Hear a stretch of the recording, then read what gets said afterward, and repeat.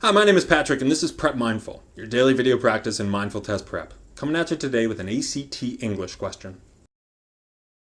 This was question 55 in the English section of ACT 72E. Pause it!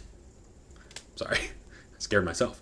No, but pause the video. Why don't you take a crack at it yourself, and then when you're done, you can unpause the video, watch the explanation, see how you did. Could be good. Because we're getting in there. It reads, I work in pencil at this stage, constantly making adjustments to get each image just right. I tilt the angle of one character's torso to suggest her distrust of the woman sitting next to her. And the underlined portion is right. And I mean correct, it's just the word right. Anyway, whenever possible, I'd like to avoid just reading through the answer choices to see which one sounds the best. So maybe I noticed this. 2 of the answer choices contain commas.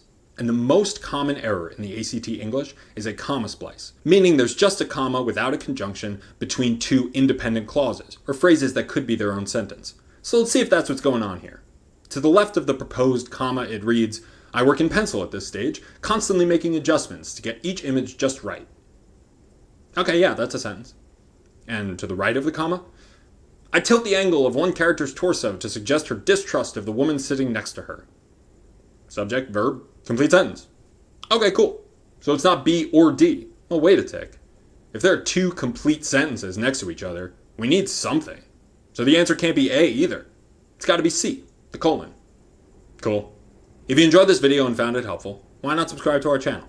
And if you have any questions about this or any other problem, feel free to hit me up in the comments below, or you can email me at prepmindful@gmail.com.